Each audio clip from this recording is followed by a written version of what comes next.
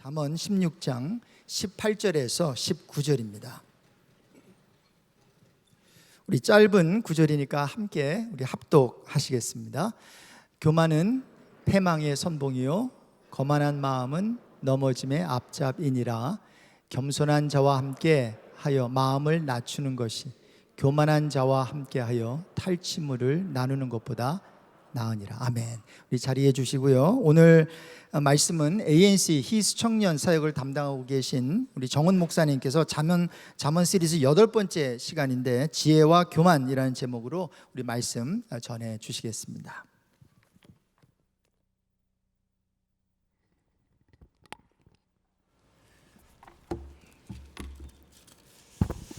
제가 한번 기도하고 말씀 전하겠습니다. 하나님 아버지 감사합니다. 이 시간 또 하나님께서 우리에게 거룩하고 복된 성의를 허락하여 주시고 이 시간 우리가 함께 주님의 말씀을 나눌 수 있게 해주신 거 너무나도 큰 감사를 드립니다. 하나님, 주님께서 이 시간 준비해 놓으신 그 은혜를 우리 가운데 내려주시기를 소망합니다. 우리는 너무나도 연약하고 부족한 종이어서 하나님 아버지께서 우리에게 주의 말씀과 주의 지혜를 주시지 않으면 우리가 살아갈 수가 없습니다. 하나님, 이 시간 이 말씀이 전해지는 이 시간 가운데에 성령님께서 우리 가운데 오셔서 말씀하여 주시고 함께하여 주시는 시간 되게 하여 주옵소서. 특별히 말씀을 전한 자는 너무나도 부족하고 연약한 자이오니 하나님 아버지께서 친히 이 시간 우리 성도님들의 마음 가운데 말씀하여 주시옵소서. 감사하며 예수님 이름으로 기도합니다. 아멘. 오늘날은 지혜 시대입니다. 두 가지 이유 때문에 그런데요. 첫 번째로는 이 지혜라고 하는 것들이 굉장히 많이 이제 생겨나고 있기 때문에 그렇죠. 그리고 또 두 번째로는 지혜가 너무나도 중요해졌기 때문에 그렇습니다. 그래서 오늘날의 시대를 우리가 이제 흔히 4차 산업혁명의 시대다, 뭐 이제 이런 식으로 이야기를 하는데요. 과학기술이 이전과는 굉장히 완전히 다른 이제 양상으로 급속도로 이제 변하고 있다는 것이죠. 근데 이 4차 산업혁명의 이 기술의 핵심은 바로 이 데이터입니다. 데이터. 그래서 데이터가 무제한적으로 이제 쏟아지고 있는 것이죠. 그래서 이제 다시 말하면 우리가 지금 이렇게 숨을 쉬고 있는 지금 이 순간에도 어디선가는 이 정보가 생산되고 또 조합되고 또 그런 것들이 유포되면서 이제 우리에게 이제 다가오고 있다는 것이죠. 그래서 이렇게 무제한적인 그러한 어떤 데이터 그리고 이제 정보 이제 이런 것들이 있는데 사람들은 이제 이런 것들을 지혜라고 이제 그렇게 이야기를 합니다. 그래서 이제 여기에 계신 우리 성도님들께서도 모두 다 대부분 다 가지고 계실 그 셀폰, 이 셀폰 하나로 내가 원하는 대부분의 어떤 정보들 혹은 뭐 지혜라고 하는 것들을 우리가 1초 안에 검색해서 이제 우리가 발견을 할 수가 있습니다. 또 그래서 팬데믹 기간 가운데 사용량이 굉장히 급증했었던 SNS, 뭐 예를 들면 구글이라든가 유튜브라든가 뭐 이제 이런 것들이 어떤 현대인들에게는 지혜의 그런 소스처럼, 지혜의 그런 어떤 보고처럼 이제 그렇게 느껴지게 되는 것이죠.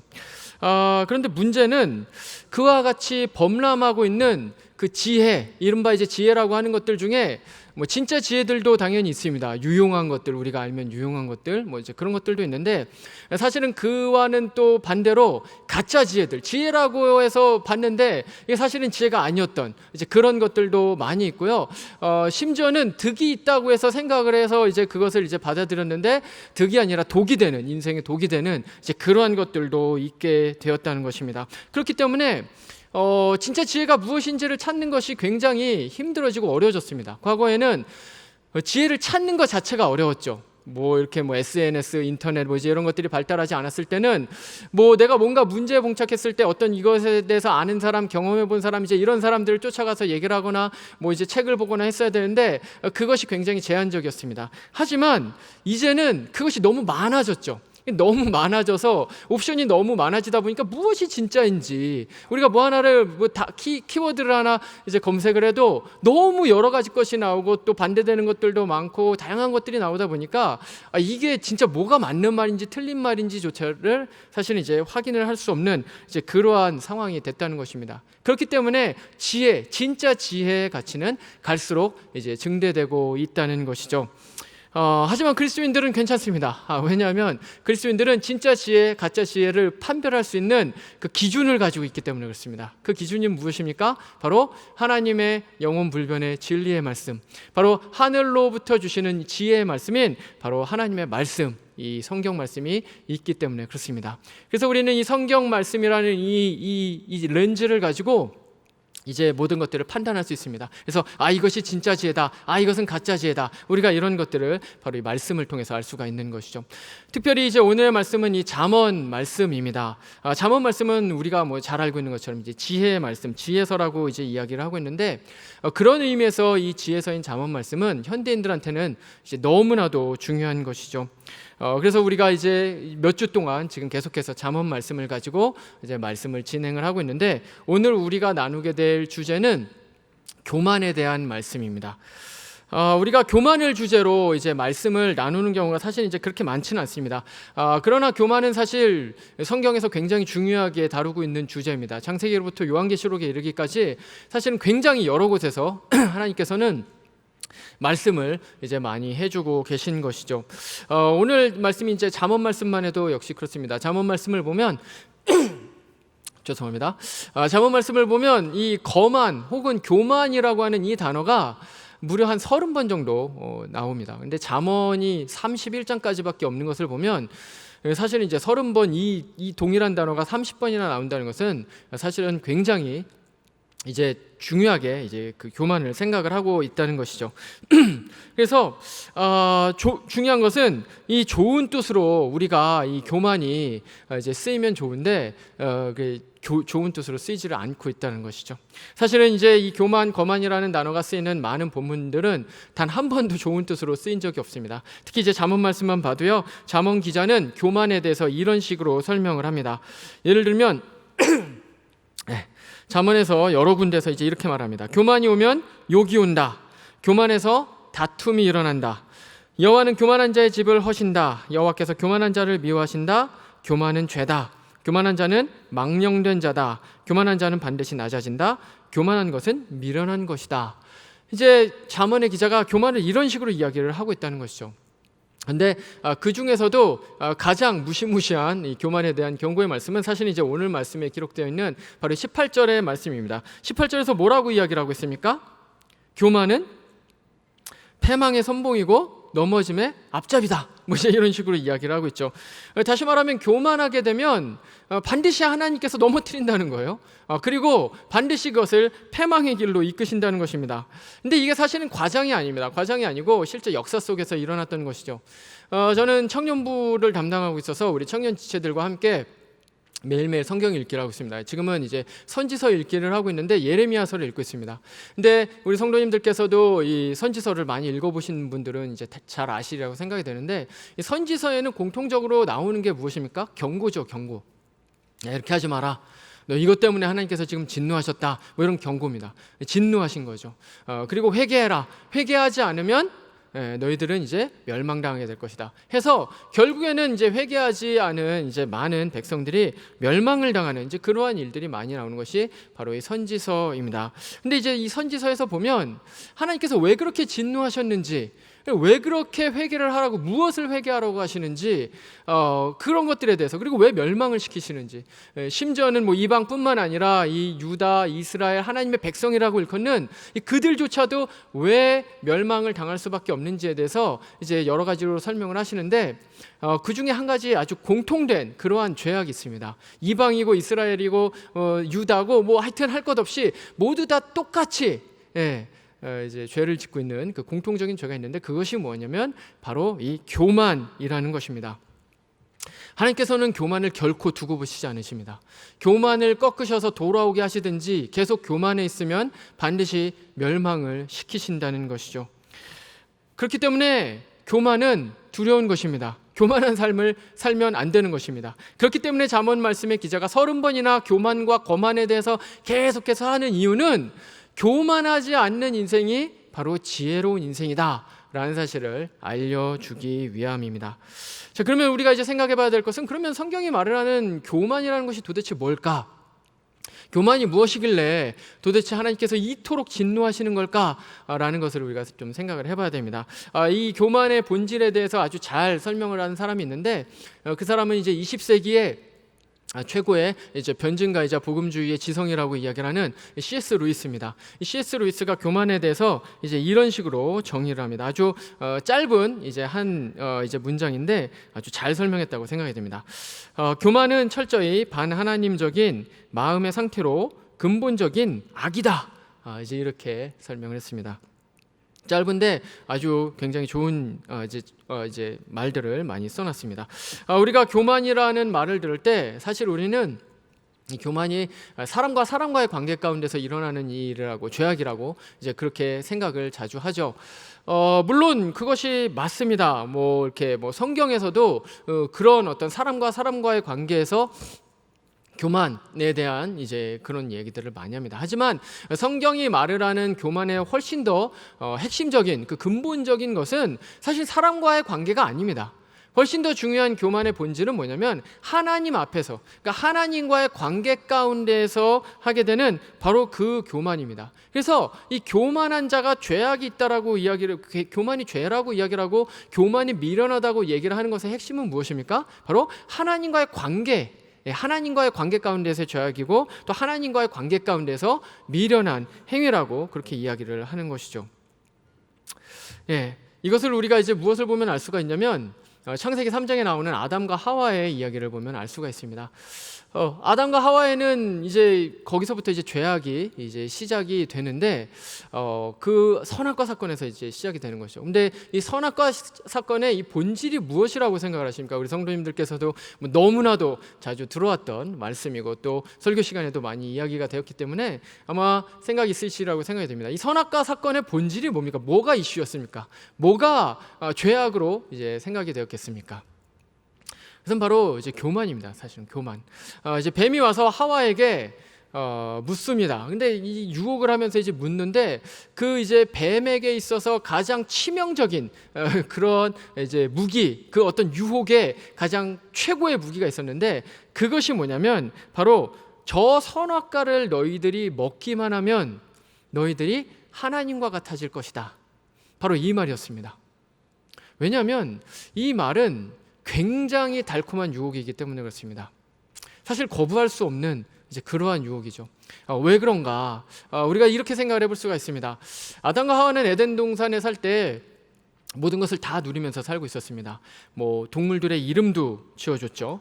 동물들의 이름을 지어준다는 것은 사실 하나님께서 이 세상을 통치할 수 있는 그런 어떤 대리권, 어떤 대리자처럼 이제 세우셨다는 것입니다. 그리고 문화 명령을 주셔서 이 세상을 발전시키고 이끌어 나갈 수 있는 바로 그 권한을 뭐 이 세상에 다른 어떤 힘세고 뭐 이런 어떤 동물 짐승이 아니라 바로 사람에게 주셨다는 것이죠. 그러니까 엄청난 권세를 가지고 있는 것이었습니다. 뿐만 아니라 먹고 싶은 거는 다 먹을 수 있었죠. 뭐 남의 게 없습니다. 그러니까 열리는 건 다 내 겁니다. 그래서 뭐 막 먹고 뭐 수박, 과일, 뭐 하여튼 뭐 모든 것을 하여튼 다 먹고. 그러니까 이것은 무엇입니까? 에덴 동산에서 이 아담과 하와를 사실은 제어할 수 있는 존재가 없었다는 것이죠. 그렇기 때문에 이 에덴 동산에서 마치 아담과 하와는 이런 식으로 생각을 했을 수도 있을 것 같습니다. 내가 하나님과 별로 그렇게 크게 다르지 않은 존재네. 왜냐하면 모든 것을 다 할 수 있기 때문이죠. 모든 짐승들에게도 통치자는 바로 이 아담과 하와였습니다. 그렇기 때문에 어떤 그러한 마음이 생길 수도 있었습니다. 그런데 그것을 막아주는 게 하나가 있었죠. 그게 뭐냐면 바로 선악과입니다. 이 선악과를 보는 순간 이 선악과는 무엇입니까? 절대로 범할 수 없는 하나였습니다. 딴 거는 다 해도 됩니다. 다른 거는 뭐 모든 실과를 다 먹고 뭐 해도 뭐 상관이 없습니다. 그러나 이 선악과만큼은 건질 수가 없었다는 거죠. 그렇기 때문에 이 선악과는 다시 말하면 하나님과 아담과 하와 사이, 다시 말하면 창조주와 피조물 사이를 나누는 바로 그 경계점이 바로 이 선악과였습니다. 그런데 지금 뱀이 뭐라고 이야기를 합니까? 그것만 먹으면 하나님처럼 될 수 있어. 이 말은 돌려서 말하면 무엇입니까? 너 하나님처럼 되고 싶지 않아? 야, 저 선악과 깨면 돼. 저거 벽만 허물으면 너 이제 하나님처럼 될 수 있어. 다 할 수 있어. 라고 이제 그렇게 이야기를 하는 것이죠. 그래서 그 선악과 먹게 됩니다. 이게 바로 교만이죠. 이게 바로 교만의 핵심이고 본질입니다. 교만의 핵심과 본질은 무엇입니까? 아까 C.S. 루이스가 말한 것처럼 마음 가운데 있는 반하나님적인 경향입니다. 반하나님적인 마음 상태. 그러니까 하나님의 말씀에 순종하지 않는 상태죠. 이게 다시 말하면 교만의 본질은 하나님을 떠나 자기 자신이 중심이 되는 이 자기 중심적인 삶을 사는 것이 바로 교만의 본질이라는 것입니다. 자, 근데 안타까운 게 있습니다. 이게 아담과 하와만의 문제가 아니라는 것이죠.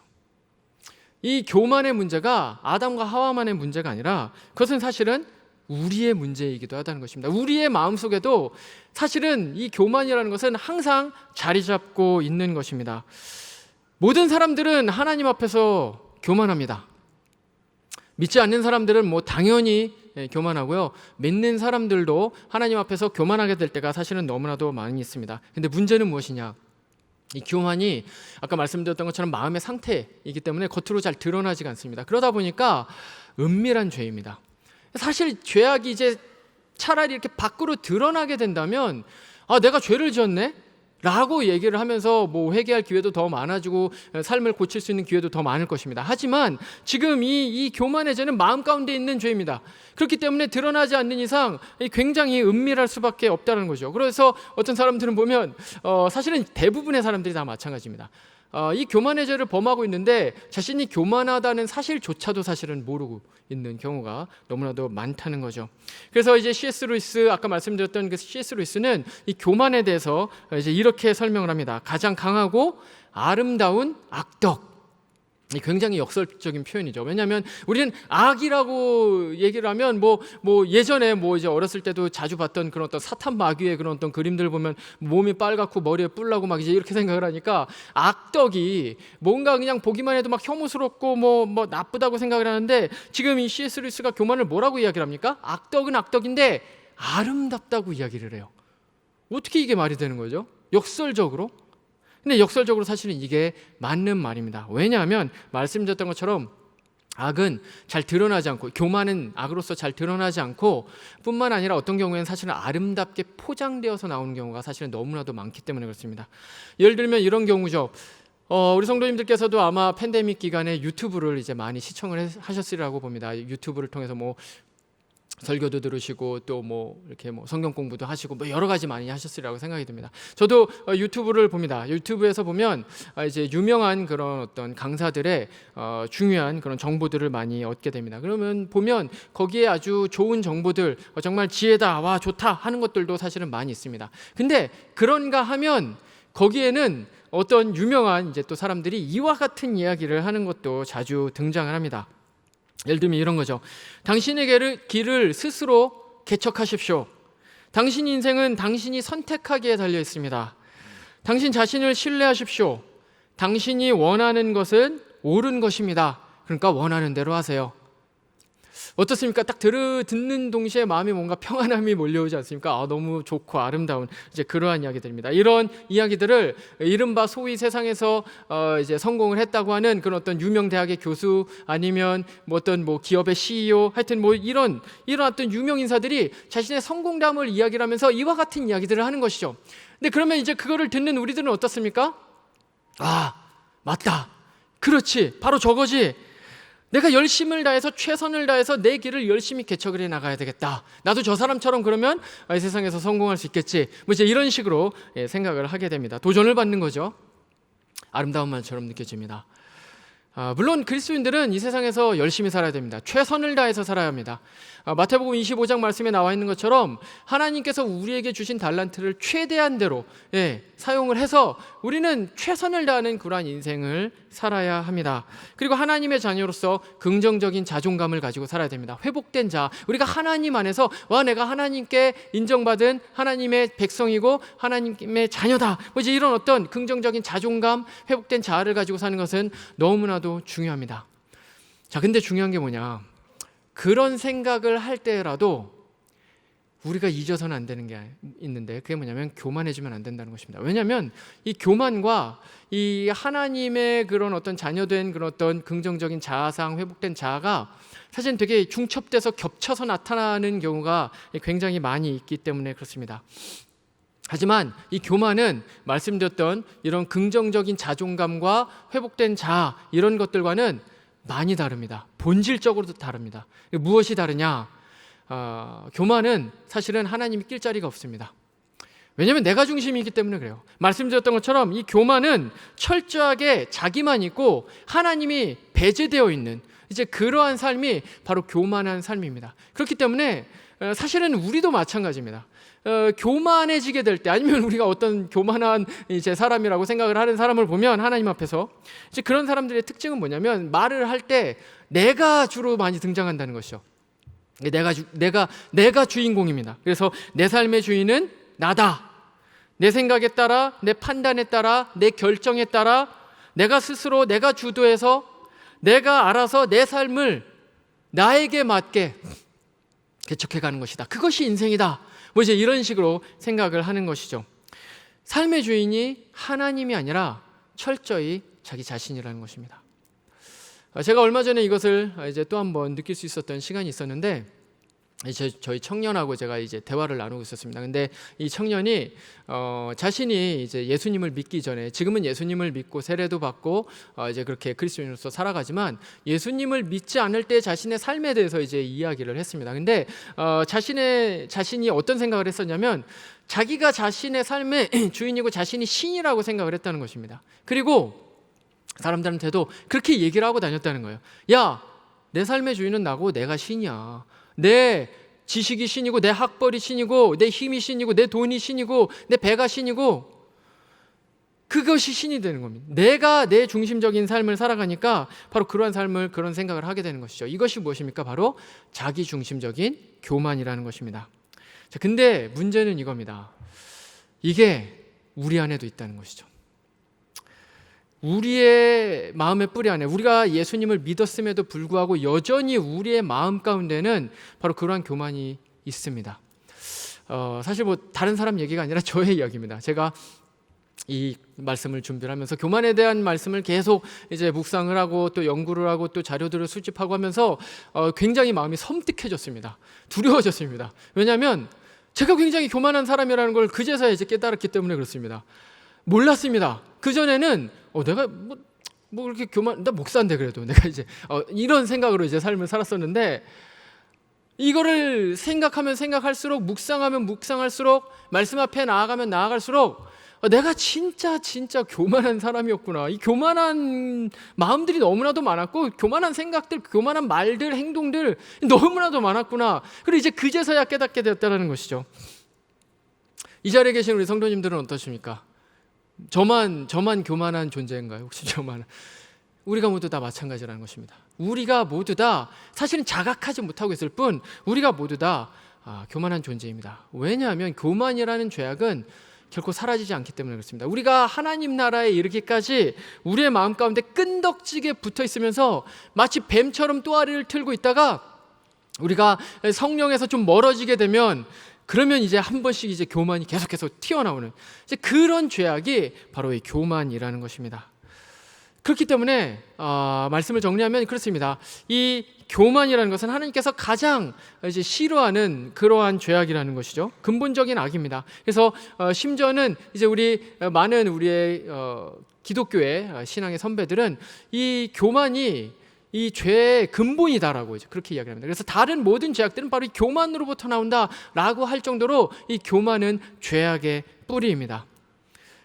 근데 하나님께서 굉장히 그것을 싫어하신다는 거죠. 근데 안타까운 것은 교만하지 않고 살아가는 것이 너무나도 어렵다라는 것입니다. 우리는 교만하지 않는 지혜를 받기가 너무나도 힘듭니다. 그러면 우리가 어떻게 살아야 될까요? 오늘의 말씀에 나온 것처럼 이 교만은 분명히 하나님께서 너무나도 싫어하셔서 이 교만한 자를 반드시 패망으로 이끄시고 반드시 넘어지게 만드시는데, 그럼 우리가 어떻게 해야지 교만하지 않은 삶을 살 수 있느냐는 것입니다. 방법이 한 가지가 있습니다. 그 방법이 뭐냐면 우리가 오늘 읽은 말씀이 이제 19절에 기록되어 있는데요. 19절을 보면 뭐라고 나와 있습니까? 이 교만하고 꼭 짝이 돼서 이제 나오는 게 있는데요. 그 한 단어가 있는데 그게 뭐냐면 바로 이 겸손입니다. 겸손. 교만을 피할 수 있는 유일한 방법은 겸손해지는 것입니다. 잠언 말씀은 교만을 피하기 위해서는 반드시 겸손해야 된다고 그렇게 이야기를 하고 있습니다. 왜냐하면 겸손은 교만을 치료할 수 있는 특효약이기 때문에 그렇습니다. 자, 근데 문제는 사람들이 스스로 겸손해질 수 없다는 것입니다.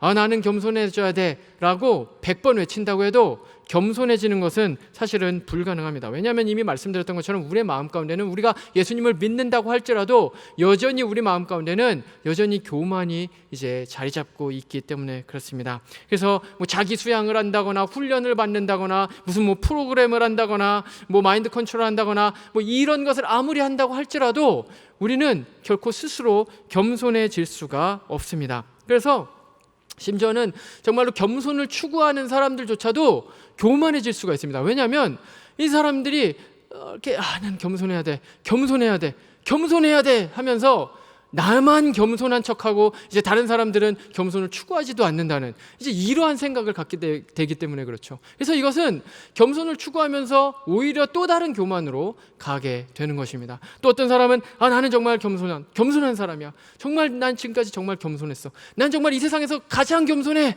라고 이야기를 하면서 사실 이제 교만하게 되는 것이죠. 그렇기 때문에 이 교만이라는 것은 우리의 삶 가운데에서 절대로 사라지지 않는 그러한 죄악입니다.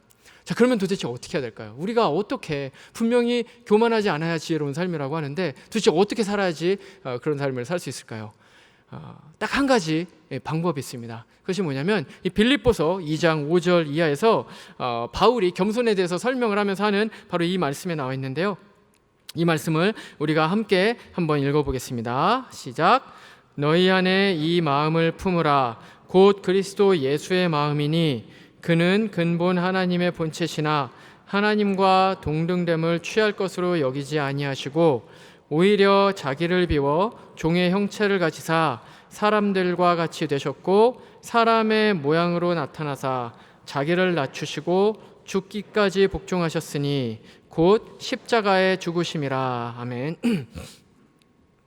우리 주 예수님은 이위 하나님이십니다. 그래서 성부 하나님과 같은 본질이십니다. 같은 본질이시기 때문에 같은 권능을 갖고 계십니다. 같은 권능을 가지고 계시기 때문에 성부 하나님과 동일하게 찬양을 받으시고 영광을 받으시기에 합당하신 분이 바로 우리 주 예수 그리스도십니다. 근데 그런 완전한 하나님이신 예수님께서 이 땅 가운데 몸을 입고 오셨습니다. 이게 바로 이제 우리가 잘 알고 있는 성육신이죠. 근데 이 성육신은 이 기독교가 가지고 있는 뭐 여러 가지 많은 그런 신비가 있는데 그 중에서 가장 이해할 수 없는 신비입니다. 왜냐하면 신이 인간이 된 거예요. 이 모든 세상을 다 창조하시고 이 모든 세상을 다 가지신 그 소유권자, 그 주권자가 사람이 된 겁니다. 이거는 이해할 수가 없어요. 어떻게 이해가 불가능한 것이 바로 이 성육신입니다. 근데 사실은 이 역사 속에서 일어난 이 성육신보다 훨씬 더 우리가 이해할 수 없는 것은 바로 그 예수님의 삶입니다. 이 예수님의 삶. 예수님은 말씀드렸던 것처럼 하나님이십니다. 근데 하나님께서 이제 이 땅 가운데 인간으로 오신 거죠. 그러면 어쨌거나 하나님께서 오시는 거니까, 이 세상의 주권자시니까 사람으로 올 때라도 뭔가 좀 멋지게 오셔야 되는 거 아니겠습니까? 뭔가 좀 하나님 정도, 신 정도는 아니어도 그래도 사람 중에서는 굉장히 높은 지위를 가진 좀 그런 좀 멋있는 사람, 좀 훌륭한 사람, 좀 이제 그런 사람으로 와야 될 거라고 생각이 됩니다. 그래서 예를 들면 뭐 이 당시에 이 모든 세계를 통치하고 있었던 이제 로마 제국이 있었죠. 그래서 뭐 로마의 그런 어떤 황궁에서 태어나는 황제의 아들로 태어난다거나 뭐 아니면 뭐 이렇게 뭐 그 정도는 아니어도 뭐 귀족으로 태어난다고, 하여튼 좀 약간 그런 사람으로, 그런 사람으로, 권세 있는 사람으로 좀 태어나야 되지 않을까, 사실 이제 이런 생각을 하게 됩니다. 근데 예수님 그렇게 태어나지 않으셨습니다. 예수님께서는 그 당시 로마의 식민 지배를 받고 있던, 자신들의 주권조차도 없었던 식민 지배를 받고 있던 이 작고 작은 아주 약한 이스라엘이라는 이제 지역에서, 그 이스라엘 지역 중에서도 아주 작은 성읍인 베들레헴에서 이제 태어나셨습니다.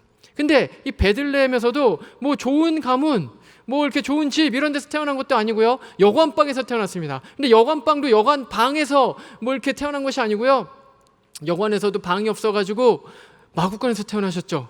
마구간에서도 태어나셔가지고 어디 계셨습니까? 바로 그 냄새나는 말에 여물을 담아 놓는, 말이 막 침 묻어 있고 막 그런 어디예요? 바로 말구유에 이제 누이게 되셨습니다. 이게 세상의 주인이신 예수 그리스도의 탄생입니다. 세상의 주인이라고 생각할 만한 그 어떤 것도 아무것도 없습니다. 가장 낮은 자리에서 태어나시게 되었다는 것이죠. 뿐만 아니라 예수님의 삶은 더욱 그러했습니다. 어린 시절을 예수님께서 나사렛에서 이제 보내셨습니다. 근데 이 나사렛은 촌동네입니다. 촌동네. 그래서 이제 그 당시에 있었던 유대인들이 야, 나사렛에서 무슨 선한 게 낫냐? 뭐 이제 이런 말을 할 정도로 아주 무시받는 이제 그러한 곳이 바로 이 나사렛이었다는 거죠. 근데 이 나사렛에서 어린 시절을 보내셨습니다. 무슨 뭐 교육을 받거나 그런 것은 당연히 전무했죠. 그리고 또 뿐만 아니라 학자들은 이 마리아의 남편인 이 요셉이 예수님의 어린 시절 이후에 등장하지 않는 것으로 봐서 아마 요셉이 일찍 죽었을 것이라고 그렇게 생각을 합니다.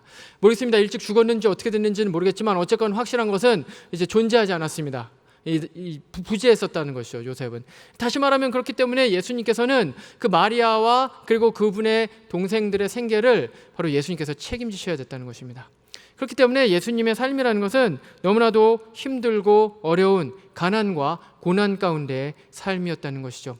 공생의 삶도 역시 마찬가지입니다. 공생의 기간 동안에 예수님께서 말씀하시기를 여우도 자기 이제 들어갈 그런 굴이 있는데 인자는 머리 둘 곳도 없다고 이야기를 하십니다. 무슨 예수님께서 공생의 기간에 사람들이 막 좋아하고 뭐 인기가 있고 하니까 뭐 대저택 대궐 같은 곳에 산 것이 결코 아니었습니다.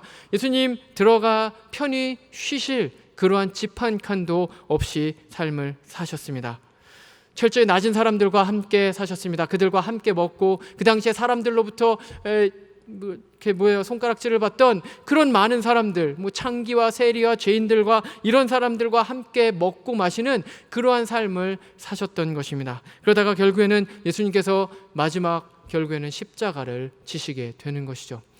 예수님은 이 땅 가운데 오신 처음부터 끝까지 가장 낮은 곳에 임하셨습니다. 도무지 이 세상의 창조주라고 믿을 수 있을 만한 것이 아무것도 없었던 것이죠. 누가 이런 사람이 만약에 우리의 옆에 있다고 생각했을 때 누가 이런 사람이 있다면 과연 창조주고 이 세상의 주권자라고 누가 믿을 수가 있겠습니까? 예수님께서는 그런 삶을 살았던 것이죠. 근데 저는 이런 예수님의 이제 삶을 묵상하면 할수록 꼭 이렇게밖에 살 수 없으셨을까? 저는 솔직히 그런 생각이 들 때가 너무나도 많습니다. 왜냐하면 요즘 제가 이제 저희 한 청년하고 이제 복음서를 읽고 있는데 복음서에서 이제 또 어떻게 우연찮게 이 본문들을 이제 읽고 있습니다. 마태복음서. 근데 예수님의 이제 살아온 이제 이런 삶을 보면 굳이 이렇게 극단적으로 힘들고 어렵게 고생스러운 삶을 사실 필요가 있었을까? 사실은 이런 생각을 하게 되는 것이죠. 왜냐하면 사실 뭐 그냥 평범한 가정에서 이렇게 사시다가 이렇게 나중에 이제 십자가를 지어도 되는 거 아닌가? 과거에는 이제 사실 그런 생각도 한 적이 많이 있습니다. 그런데 예수님께서는 그렇게 사시지 않았던 거예요. 왜 그렇게 살지 않으셨습니까? 이유는 하나인데 바로 예수님께서 성육신하신 이유가 바로 우리의 고난과 고통과 슬픔과 아픔을 직접 인간이 되어서 경험하기 위해서였기 때문입니다. 그래서 예수님께서는 단순히 십자가에 달려 돌아가시기 위해서 이 땅 가운데 오신 것이 아니라 이 땅 가운데 오셔서 우리가 지금 당하고 있는 이 질고와 아픔과 이런 모든 슬픔과 이런 모든 고통과 이별과 이 모든 것들을 경험을 하시면서 바로 우리가 얼마나 힘들고 어려운 삶을 사는지를 바로 알기 위해서 바로 이 땅 가운데 그렇게 가난하고 낮고 천하게 오셨다는 것이죠. 다시 말하면 예수님의 겸손, 예수님의 가난, 예수님의 고난스러운 이 모든 삶은 바로 다른 사람이 아니라 우리를 위한 삶이었다는 것입니다. 그리고 그 겸손한 삶을 사셨던 예수님께서는 이제 우리에게도 그런 삶을 살기를 원하십니다. 그래서 예수님께서는 우리에게 그런 말씀을 하십니다. 심령이 가난한 자가 복이 있다고 말씀을 하는 것이죠. 우린 심령이 막 풍성해지기를 원합니다. 그러나 예수님께서는 전혀 반대의 말씀을 하십니다. 심령이 가난한 자, 다시 말하면 어떤 사람입니까? 바로 겸손한 사람이죠. 뿐만 아니라 예수님께서 또 뭐라고 말씀을 하십니까? 어린 아이와 같이 낮아지지 않으면 천국에 들어갈 수가 없다. 이 역시 무슨 말입니까? 바로 겸손의 삶을 우리에게 이야기를 하고 계신 것이죠. 하지만 오늘날 이 시대는 우리에게 정반대의 이야기를 해주고 있습니다. 교육 수준이 높아지고 있습니다. 제가 저희 청년들을 이제 담당을 하고 있는데 저희 청년들 가운데 대학을 안 나온 사람이 거의 없습니다. 이제는 대학을 넘어서 대학원까지도 거의 이제 뭐 너무나도 많은 사람들이 가고 있습니다. 교육 수준이 굉장히 많이 높아지고 있습니다. 지식과 지혜가 그만큼 많아지고 있다는 것이죠. 말씀드렸던 것처럼 과학기술이 발달하게 되면서 정보가 엄청나게 많이 형성이 되면서 집단지성이라는 것이 형성되고 있습니다. 과학기술이 급속히 진보하고 있습니다. 그래서 우리 가운데 소위 말하는 지혜라는 것들이 너무나도 많이 생겨나고 있습니다. 근데 그러다 보니까 우리의 마음 가운데 들어오는 생각이 있습니다. 그것이 무엇이냐? 마치 우리가 하나님처럼 되었다라는 그런 잘못된 착각인 것이죠. 지혜의 시대는 잘못 길을 걸어가면 교만의 시대가 될 수가 있습니다. 우리가 그것을 결코 잊지 말아야 합니다. 우리가 물론 하나님께서 주신 풍성한 지혜와 은혜를 잘 누리는 것은 너무나도 중요합니다. 하지만 동시에 우리는 우리의 약함을 알아야 됩니다.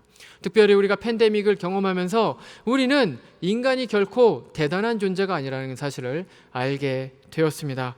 인간은 스스로가 생각하는 것처럼 되게 도덕적으로 높은 존재가 결코 아닙니다. 무엇을 보고 알았습니까? 우리 팬데믹이 터지자마자 이 뭔가 윤리적으로 뭔가 높다고 생각한 이 미국에서 무슨 일이 일어났습니까? 사재기가 일어났죠. 막 월마트가 뭐 완전히 그냥 막 다 가판대가 완전히 다 매대가 다 빌 정도로 사람들이 다 가져갔습니다. 나만 잘 살면 되는 것이죠. 나만 잘 살면 되는 겁니다. 다른 사람은 뭐 어떻게 살든 난 상관없어요. 내가 휴지가 필요하고 내가 고기가 필요하고 내가 쌀이 필요하고 하여튼 내가 쟁여놓고 잘 살면 되는 겁니다. 이것이 무엇입니까? 바로 이기주의죠. 이기주의. 인간의 마음속에는 아무리 교육에도 아무리 그것을 뭐 수양하고 훈련을 한다고 해도 결코 바뀌지 않는 그런 이기주의, 바로 그 이기주의가 있다는 사실을 우리는 팬데믹 기간 동안에 알게 되었습니다. 뿐만 아니라 눈에 보이지 않는 이 바이러스 때문에 이 전 세계가, 전 지구가 완전히 들썩거리면서 두려움과 공포에 떨었습니다. 온 세상이 마비가 되었고 무엇을 해야 될지 모르는 그러한 절망 가운데로 빠지게 되었습니다. 무엇입니까? 인간은 그렇게 약한 존재라는 것이죠.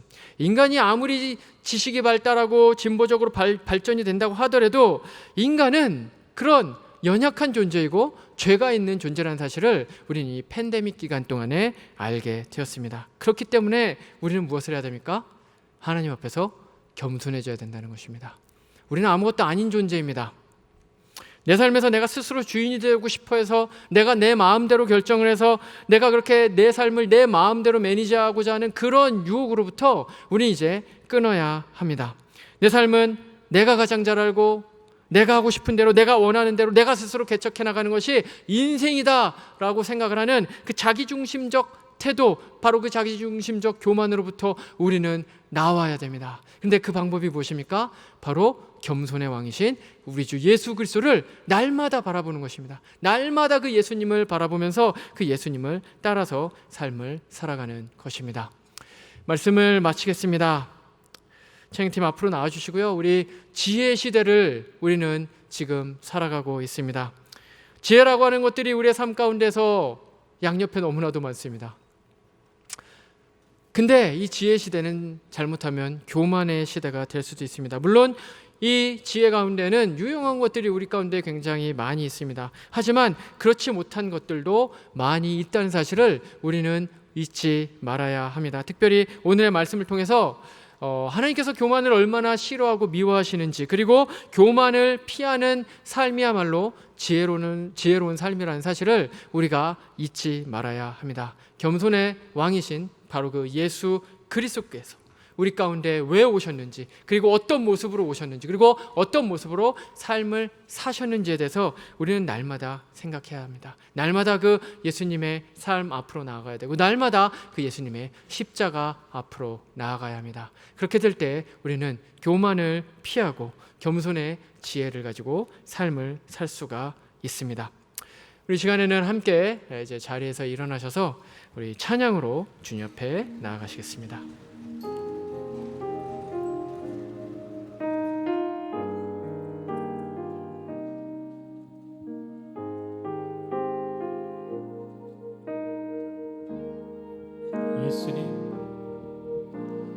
예수님 그의 희생 기억할 때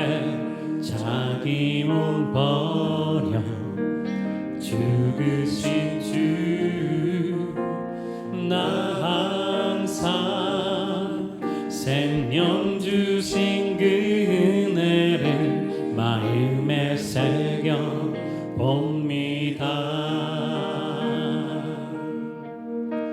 마음에 새겨 봅니다.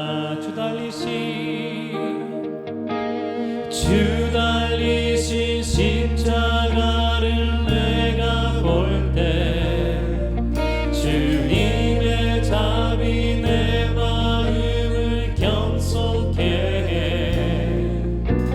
주께 감사하며 내 생명 주께 드리네.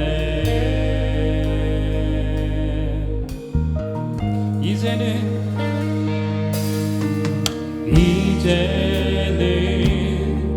저 높은 곳에 앉으신 하늘과 땅에 왕 되신 주, 나 이제 놀라운 구원의 은혜 높여 찬양하리라. 주님을 높입니다. 높여 찬양하리라. 주 달리신 십자가를 내가 볼 때 주님의 답이 내 마음을 겸손케 해. 주께 감사하며 내 생명 주께 드리네. 주 달리신 십자가를 내가 볼 때 주님의 답이 내 마음을 겸손케 해. 주께 감사하며 내 생명 주께 드리네.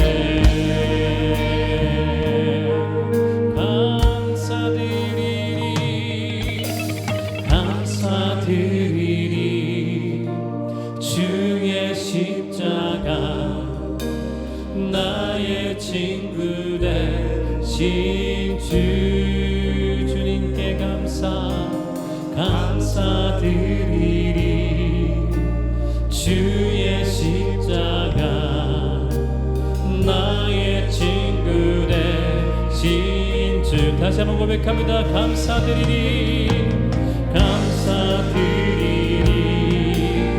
주의 십자가 나의 친구 되신 주. 감사드리리 주의 십자가 나의 친구 되신 주. 주 달리신 십자가를 내가 볼 때 주님의 답이 내 마음을 겸손케 해. 주 달리신 십자가를 내가 볼 때 주님의 답이 내 마음을 겸손. 다시 한번 주 달리신 십자가를 내가 볼 때 주님의 답이 내 마음을 겸손케 해. 주께 감사하며 내 생명 주께 드리네.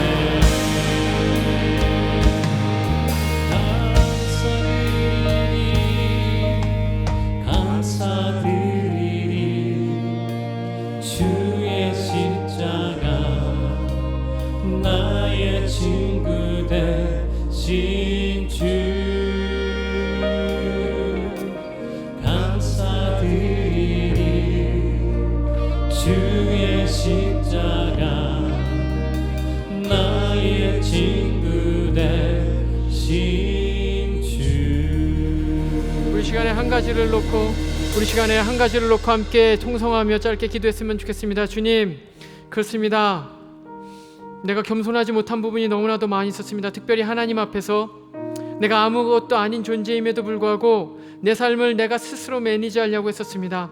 내가 내 삶을 스스로 핸들링하고 내가 내 삶이라는 이 자동차의 운전대를 잡으려고 했었습니다. 하지만 내가 이제 이것을 주님 앞에 올려드리기를 소망합니다. 내 삶을 내 뜻대로 사는 것이 아니요 내가 스스로 개척해서 살아가는 것이 아니요 온전히 하나님 아버지께서 나에게 함께하여 주시고 나를 위하여서 이 땅 가운데 오신 그 예수 그리스도 안에서 나의 삶을 이끌어 가시고 인도해 주시기를 원하는 마음으로 우리 시간에 함께 한 목소리로 기도하면서 겸손함을 위하여서 함께 기도하면서 나가겠습니다. 기도하시겠습니다.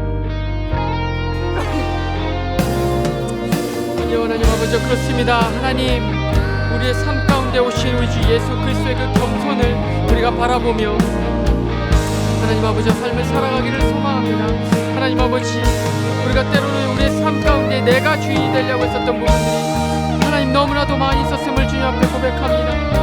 하나님, 내가 더 이상은 내가 내 삶의 주인이 되지 않게 하여 주시고 온전히 예수 그리스도 그분이 내 삶의 주인이 되어 주시기를 주여 간절한 마음으로 기도를 드리오니 하나님 아버지 역사하여 주시옵소서. 내 죄악 가운데 하나님 특별히 교만한 부분이 있었다면 하나님 아버지여 생각나게 하여 주시고 내가 이제 주님 앞에 무릎을 꿇고 주님 앞으로 나아가는 내가 되시도록 주님 뜻대로 주시기를 간절한 마음으로 기도를 드리오니 하나님 아버지여 역사하여 주시옵소서. 성령 하나님 나와 함께하여 주시옵소서. 아버지 하나님을 부르시며 나아가는 우리 모든 성도님들의 마음 가운데 하나님 교만이 아니요 하나님 겸손의 마음으로 주님 앞에 무릎을 꿇을 수 있는 우리 모든 성도님들 되시고 주님께서 붙들어 주시고 역사하여 주시고 함께하여 주시옵소서. 하나님 아버지, 그렇습니다. 이 세상이 아무리 바뀌고 변하고 과학이 진보하고 많은 지혜가 생겨난다고 할지라도 우리는 여전히 주님 앞에 무릎을 꿇고 주님을 찬양과 경배에 올려드릴 수밖에 없는 존재임을 내가 주님 앞에 인정하며 나아갑니다. 내 삶은 나의 것이 아닙니다. 내 삶은 하나님의 것입니다. 내 삶의 주인은 내가 아니오 하나님이십니다. 그러하기에 내가 내 삶의 운전대를 온전히 주님께 올려드려야 되는데 그렇지 못할 때가 너무나도 많이 있었음을 주님 앞에 고백해 올려드립니다. 하나님, 내 마음 가운데 혹시 교만한 마음이 있었습니까? 내가 교만을 버리게 해 주시옵소서. 겸손히 주님 앞에 나가게 하시옵소서. 특별히 예수 그리스도 나를 위하여 이 땅 가운데 오셔서 겸손한 인생, 가장 낮은 인생을 사신 그 예수 그리스도를 날마다 바라보며 내가 십자가 앞에 나가게 될 때 진정한 겸손을 깨닫게 하여 주시고 그 겸손한 예수님의 삶을 따라 살아가게 하여 주시옵소서. 이 시간 우리가 작은 예물 가지고 주님 앞에 나왔습니다. 나에게 주신 모든 것이 다 주님의 것입니다. 돈도 명예도 직장도 내가 가진 모든 재능도 모든 것이 다 주님께서 주셨습니다. 하지만 내가 작은 것 주님 앞에 정성으로 올려드립니다. 이 작은 것 주님 우리의 마음인 줄 알고 주님 크게 받아주시기를 소망합니다. 여호와는 내게 복을 주시고 너를 지키시기를 원하며 여호와는 그의 얼굴을 내게 비추사 은혜 베푸시기를 원하며 여호와는 그 얼굴을 내게로 향하여 드사 평강 주시기를 원하노라. 이제는 우리를 위하여 겸손히 이 땅 가운데 내려오신 우리 주 예수 그리스도의 은혜와 우리를 너무나도 사랑하여 주셔서 그 아들을 주시기까지 사랑하여 주신 하나님 아버지의 극진하신 사랑과 지금도 우리의 마음 가운데 역사해 주셔서 우리가 겸손해지기를 원하시는 성령 하나님의 감화 감동 역사 충만케 하심이 이 자리에 모여서 함께 겸손해지기를 결단하며 나아가는 우리 모든 ANC 교인들의 머리 위에 그리고 우리의 조국 한국의 교회 위에 그리고 지금 이 순간에도 주의 복음을 위하여 자신의 모든 것을 바치고 있는 우리 선교사님들의 머리 위에 사역 위에 가정 위에 삶 위에 이제로부터 영원토록 함께 있을지어다.